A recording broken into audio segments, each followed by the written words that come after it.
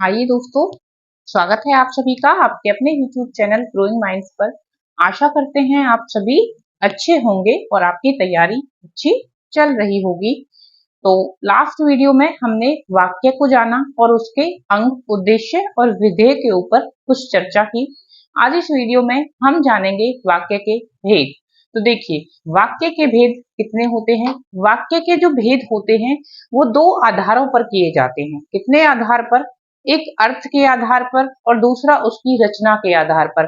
वाक्य से जो अर्थ निकल कर आ रहा है, उसका जो मीनिंग निकल कर आ रहा है, उसके भाव के आधार पर, अर्थ के आधार पर और रचना के आधार पर, मतलब उसकी बनावट के आधार पर। तो देखिए, अर्थ के आधार पर भेद होते हैं कितने? 8। कई बार डायरेक्टली किसी एग्जामिनेशन में ये क्वेश्चन भी पूछ लिया जाता है कि अर्थ के आधार पर वाक्य के कितने भेद हैं। तो अर्थ के आधार पर वाक्य के कितने भेद हैं? 8। वहीं अगर रचना के आधार पर आपसे पूछा जाए तो रचना के आधार पर वाक्य के कितने भेद हैं? 3। रचना के आधार पर कितने भेद हैं? 3। आज इस वीडियो में हम बात करेंगे वाक्य के अर्थ के आधार पर भेद की और नेक्स्ट वाली वीडियो में हम जानेंगे रचना के आधार पर वाक्य के भेद को विस्तार से। तो चलिए आइए आगे बढ़ते हैं और देखते हैं वो 8 प्रकार कौन से हैं। जो 8 मतलब निकलते हैं कुछ वाक्यों के या किन्हीं वाक्यों के जो भी मतलब निकलते हैं। पहला क्या है देखिए, विधानवाचक। तो कोई भी वाक्य आपने बोला, जब आप कोई वाक्य बोलते हैं तो उसमें क्या होता है, कहीं ना कहीं कोई तो क्रिया हुई होती है, क्योंकि कुछ ना कुछ कभी भी कोई भी जो इंसान होगा वो पैसिव मोड में नहीं हो सकता है कि वो कोई काम कर ही नहीं रहा हो, वो इनएक्टिव नहीं होता है, तो हमेशा कहीं ना कहीं तो एक्टिव होता है। तो वो एक्टिविटी ही क्या होती है? क्रिया। अगर आप चुपचाप बैठे सोच भी रहे हैं तो भी आप सोच रहे हैं, वो भी क्या है? क्रिया है। आप बैठे हैं, वो बैठना भी क्या है? एक क्रिया है। तो इंसान कुछ ना कुछ क्रिया कर रहा होता है। तो जब भी किसी वाक्य में किसी की बात होती है तो किसी क्रिया की भी बात होती है। तो अगर वाक्य में उस क्रिया के होने की सामान्य सूचना मिलेगी, एक नॉर्मल आपको इंफॉर्मेशन मिलेगी कि कोई काम हो रहा है बस, तो वो कौन सा होगा? हमारा विधानवाचक वाक्य होगा। कौन सा होगा? विधानवाचक वाक्य होगा। हम इसके एग्जाम्पल आगे भी जानेंगे। बाकी आप देखिए, जैसे कि कह रखा है कि मैं कल दिल्ली गया था, तो सिर्फ क्या है? एक सूचना दे रखी है मेरे दिल्ली जाने के बारे में, सामान्य सूचना है। कौन सा वाक्य होगा? विधानवाचक। दिवाली अक्टूबर में मनाई जाती है, क्या है? सामान्य सूचना है। कौन सा वाक्य होगा? विधानवाचक। आगे देखते हैं, निषेधवाचक। आगे ही क्या लगा है? ने लगा है। यहाँ होता है, यहाँ क्रिया होने की सामान्य सूचना होती है, यहाँ क्रिया के नहीं होने की सूचना होती है। किसकी होती है? नहीं होने की। एग्जाम्पल, मैं आज नहीं पढ़ूंगा, मैं आज बाहर नहीं जाऊंगा, माला वहां नहीं जाएगी, माला कल नहीं आएगी। तो कोई भी काम जो नहीं होगा, ठीक है, तो कोई भी क्रिया जब ना होने का बोध किसी वाक्य से होता है तो वो कौन सा होता है? निषेधवाचक वाक्य होता है। नेक्स्ट है आपका आज्ञावाचक। नाम से पता चलता है आज्ञा या फिर क्या दी जाएगी इस वाक्य में? अनुमति दी जाएगी। किस तरह से? देखिए, आप चुप रहिए, तो क्या कह रहा है? आज्ञा दी हुई है। इसमें क्या है? वाक्य में कोई आज्ञा दे रहा है आपको कि क्या करना है, ऑर्डर दे रहा है, चुप रहना है। शांत बैठिए, क्या है? आज्ञा है। ठीक है, तो आज्ञा या अनुमति अगर वाक्य का आज्ञा या अनुमति का बोध अगर हमें वाक्य दे रहा है तो वो कौन सा वाक्य होंगे? आज्ञावाचक वाक्य होंगे। यहाँ से चले जाइए, अपना अपना काम कीजिए, अपने नोट्स बना लीजिए। तो ये सारे क्या है? ये आज्ञा हैं। तो ये कौन से वाक्य होंगे? आज्ञावाचक वाक्य होंगे। विस्मयादि वाचक। जब विस्मय होगा किसी चीज को देखकर, जब आप आश्चर्य में जाएंगे तो वो कौन से होंगे? विस्मयादि बोधक हो सकते हैं। अब जो आश्चर्य होगा वो किसी भी तरह का हो सकता है, वो दुख भरा भी हो सकता है, वो खुशी का भी। देखिए, आपने कोई चीज देख ली जो आपको पहले से एक्सपेक्टेड नहीं थी और उसको देखकर आपको खुशी हुई, लेकिन जब आपने उसे देखा तो क्या हुआ? आपको आश्चर्य हुआ। वो आश्चर्य कौन सा था? खुशी वाला था। ठीक है, इस तरह से हम इसको समझ सकते हैं। या फिर कुछ ऐसा हो गया जो आपने नहीं सोचा था और वो आपके लिए क्या था? गलत था, आपको उससे क्या हुआ? दुख हुआ, लेकिन वो ऐसे अचानक हो गया तो एक शॉक तो आपको लगेगा ना। वो आपके लिए कैसा होगा? वो विस्मयादि होगा, आश्चर्यजनक होगा, लेकिन कैसा? दुख भरा होगा। तो ये जो आश्चर्यजनक या विस्मयादि वाचक वाक्य होते हैं, इनमें भी अलग अलग क्या होते हैं? प्रकार हो सकते हैं। खुशी का हो सकता है, हर्ष का हो सकता है, उल्लास का हो सकता है, शोक हम कोई मना रहे हो सकते हैं किसी चीज का, घृणा किसी चीज से अगर होती है तो वो भी किसमें आता है, विस्मयादि बोधक में आएगा। एग्जाम्पल इसके, जैसे कि मान लीजिए आपने कुछ देखा पहली बार, अरे इतना बड़ा हवाई जहाज, तो यहाँ क्या हुए, आप उस वाक्य को, आप उस हवाई जहाज को देखकर क्या हुए, आश्चर्य में आए कि आप, क्योंकि आपने वो पहले कभी देखा नहीं हुआ था, आपने पहली बार ऐसी कोई चीज देखी थी जो आपको क्या लगी, आश्चर्यजनक लगी। क्या लगी? आश्चर्यजनक लगी। अरे वाह, हम मैच जीत गए, क्या हुई, हमें खुशी हुई। लग रहा था शायद मैच जीते ना जीते, लेकिन इससे क्या हुआ, हमें खुशी हुई। ठीक है, तो ये किस में आएगा, विस्मयादि बोधक में आएगा, क्योंकि यहाँ भाव किसका है, खुशी का, हर्ष उल्लास का, सेलिब्रेट करने का, कि हम क्या हो गए, हम मैच जीत गए। नेक्स्ट है प्रश्नवाचक। सीधा सीधा है, जब प्रश्न किया जाएगा वाक्य में या कोई बात पूछी जाएगी तो वो कौन सा होगा, प्रश्नवाचक वाक्य होगा।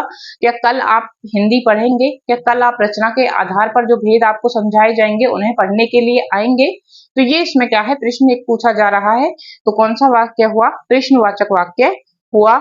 तुम्हारा क्या नाम है, तुम कौन सी कक्षा में पढ़ते हो, तुम किस चीज की तैयारी कर रहे हो, तो इस तरह के जो वाक्य होते हैं जिनमें की कोई बात आपसे पूछी जाए या कोई प्रश्न किया जाए, तो वो कौन से होते हैं, प्रश्नवाचक वाक्य होते हैं। आगे बढ़ेंगे, इसका 6th जो टाइप है वो देखेंगे, संकेतवाचक।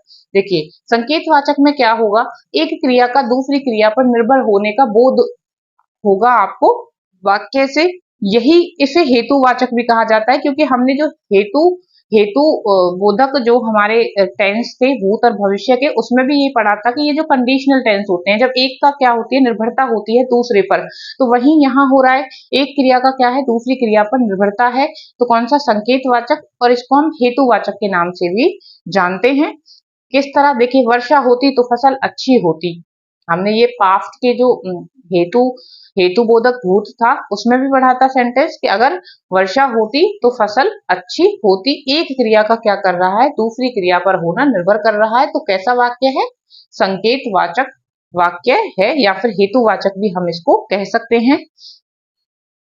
नेक्स्ट है संदेहवाचक। अब जब कोई वाक्य आपको बताया जाता है, आपके सामने कोई वाक्य बोला जाता है और उसमें आपके को जो वाक्य बोला उसमें जो कार्य होना था उसकी संभावना या उस पर कोई संदेह रहा, पक्का नहीं पता था कि वो काम हुआ या वो काम नहीं हुआ, जब शायद आ जाता है तो वो कौन सा होता है, संदेहवाचक वाक्य होता है। जैसे कि संभवतः वह कल आ जाएगा, तो हमें ऐसी उम्मीद है कि वो आ जाएगा, तो शायद वो कल आ जाएगा, ये वाली कंडीशन है, हमें पक्का नहीं है कि वो आ ही जाएगा, तो ये कौन से होंगे, संदेहवाचक वाक्य होंगे। इच्छावाचक वाक्य, जब वक्ता की वाक्य के थ्रू वक्ता की इच्छा, आशीर्वाद या आशा व्यक्त होगी तो वो कौन से होंगे, इच्छावाचक वाक्य होंगे। जैसे कि ईश्वर तुम्हें लंबी आयु दे, ईश्वर तुम्हें सफल करे, तो यहाँ हमारा क्या है, आशीर्वाद या हमारी आशा या हमारी इच्छा व्यक्त हो रही है, तो ये कौन से वाक्य होंगे, इच्छावाचक वाक्य होंगे। तो इन्हीं को हम थोड़ा और डिटेल में इनके एग्जाम्पल देख लेते हैं ताकि ये हमें और अच्छे से समझ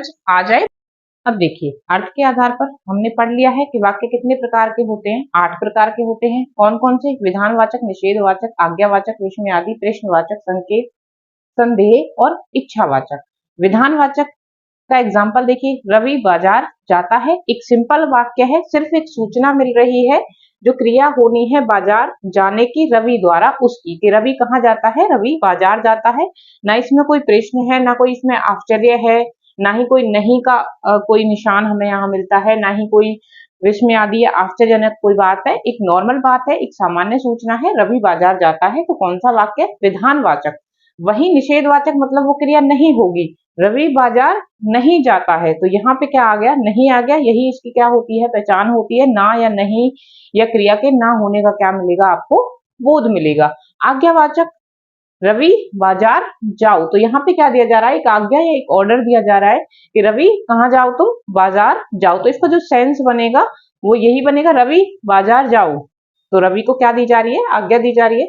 विस्मयादि वाचक, जब क्या होगा, हमें ये थोड़ा अटपटा लगेगा, आश्चर्यजनक लगेगा कि अच्छा ओहो रवि बाजार गया है, या फिर अरे रवि बाजार गया है, मतलब हमें तो ये पता ही नहीं था कि रवि कहाँ गया है, बाजार गया है, तो हमारे लिए क्या होगी, जब बात आश्चर्यजनक होगी तो क्या आएगा, ओहो अरे अच्छा रवि बाजार गया है, इस तरह से।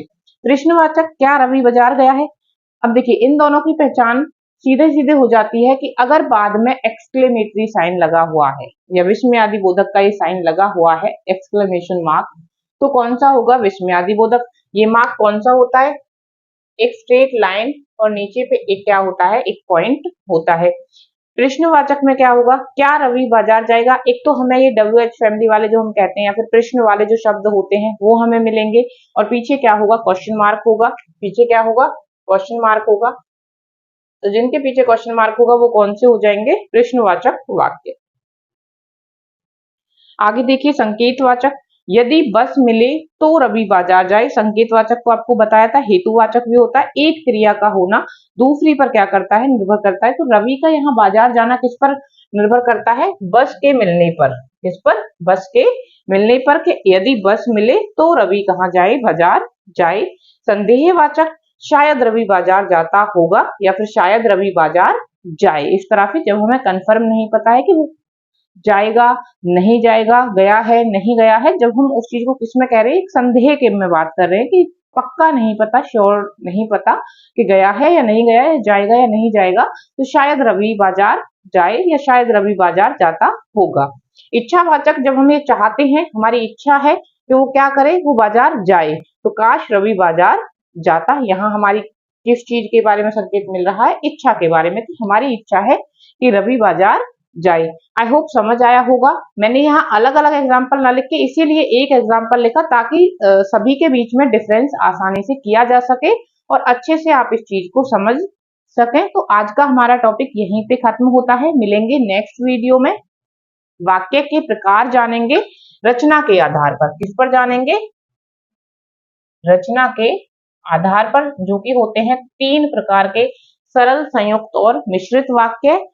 वहां से क्वेश्चन पूछे जाने की ज्यादा संभावना होती है, क्योंकि मिश्रित और संयुक्त में कई बार फर्क करना थोड़ा सा मुश्किल होता है, थोड़ा सा ट्रिकी होता है। तो नेक्स्ट वीडियो में हम उसी चीज को पे पॉइंट आउट करने की कोशिश करेंगे, आपको समझाने की कोशिश करेंगे कि किन तरीकों से आप मिश्रित और संयुक्त वाक्य में अच्छी तरह से डिफरेंस कर सकते हैं, और किस तरह वाक्यों को सरल से संयुक्त में या संयुक्त से मिश्रित में हमें बदलना है, या मिश्रित या संयुक्त से वापस सरल के अंदर हमें वाक्यों को चेंज करना होता है। तो इन सभी बातों पे डिस्कस करेंगे नेक्स्ट वीडियो में। उम्मीद है आपको समझ आया होगा। अगर आपको मेरा वीडियो अच्छा लगा हो तो प्लीज वीडियो को लाइक कर दीजिएगा, चैनल को सब्सक्राइब कर दीजिएगा, and thank you for watching.